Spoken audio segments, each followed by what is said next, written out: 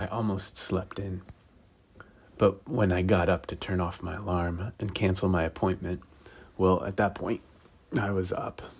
And I might as well make some coffee and scratch some pages and do the thing that I said I was going to do. I think a lot and hear a lot about softening the edges of the grasp that productivity culture holds over us. The admonition to soften those edges strikes me as wise, especially as a corrective to the too-muchness of all of the capitalism that's run amok, that's running the world and making a mess. But when I read a book or an article or a poem about not needing to be quite as productive as all that, I think about how whoever wrote the piece did manage to get up yesterday morning and make some coffee and go to yoga and sit at their desk and write something. I feel two things about the matter. I have two thoughts. My first is that yes, pretty much everybody is trying too hard, hustling too much. Pretty much everybody deserves a nap. Naps are subversive and powerful. The earth welcomes us at the angle of repose.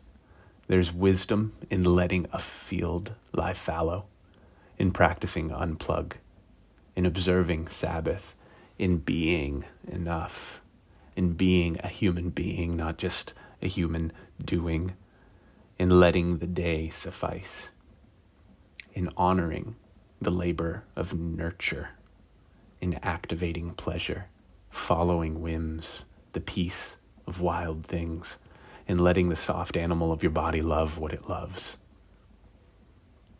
The second thought is that I'm made of muscle and creative genius.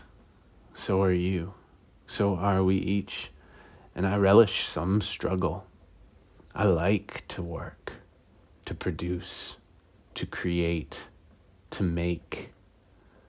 I stand tall in the presence of the pull of gravity. I have edges, and I find life, feel life, taste life, give life when I press into them. Of course, the best critiques of productivity culture are not a dismissal of the creative spirit, but rather protective of it.